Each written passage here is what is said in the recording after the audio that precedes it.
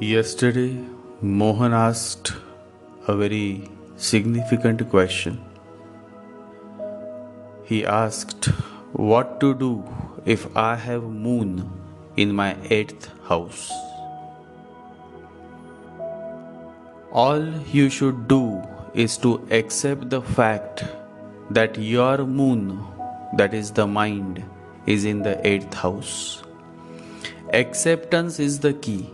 What is wrong about having moon in the 8th house? It is a wonderful position. It brings a certain depth of understanding to the native. It brings a certain experience of the unseen, the unknown, the beyond. 8th house moon, if is not afflicted, then it is a wonderful sign of spiritual progress. Osho Rajneesh had his moon in the 8th house. My father, who was a very famous journalist and novelist of his times, also had his moon in the 8th house. My father had a very close contact with Osho. He had stayed with Osho for a couple of days. So there is nothing wrong about having moon in the 8th house.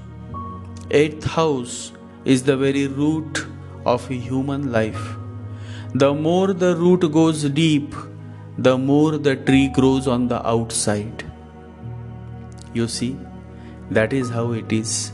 When your understanding grows, when your maturity reaches a certain depth, only then you truly grow as a person. Without a significant 8th house, only shallow men and shallow women are born. They just remain on the circumference, an ordinary life that has no substance. They will earn a few $1 million, drive a few luxury cars, and then finally die like a beggar. The Master says there are only 2 types of people in the world, the beggars and the emperors. Those who live in desires are beggars. Those who live in completion of silence, peace and love are the emperors. Those who have absolutely no significant 8th house belong to the class of beggars who drive Mercedes and live in palaces, but in the kingdom of God are nothing less than beggars. And then there are a few, Baba Nanak, Jesus, Buddha, Mahavira, and many more enlightened beings who had absolutely no bank balance, and yet they were the greatest emperors that the world had ever known. I love those who have a strong 8th house connection. Then even if such a man, such a woman is lost, is misguided, is exploited, still someday they rise, they transform, they become the Buddha. Always remember, Buddha is not a name, it is a title. It is a state of being, and in this vast human world, there is always someone out there who has become a Buddha, and there will be many who someday will become the Buddha. Gautam Buddha himself quotes, "There have been many Buddhas before me, and will be many Buddhas in the future." Transformation is the essence of 8th house, my fellows. Freedom from bondage is the essence of 8th house. Learning the secrets of the underworld is the essence of 8th house. Attaining certain Siddhis is the essence of 8th house. Realizing the self is possible only through the depth of 8th house. Without pain, there is no gain. So 8th house definitely brings pain in life. But you all must remember that deepest valley exists only where the highest mountain exists. The higher the peak is, the deeper the valley will be. Near Mount Everest, the deepest valley exists. it can only exist there. Shallow people think of deep valleys. Wise people think about the peak of the mountain. Perspective matters. 8th house native is willing to dive, willing to risk everything to experience the peak of the mountain. He is aware that from the top, the view is always beautiful. Wisdom itself has a strong connection with the 8th house. And nobody will tell you this, my fellows. Nobody.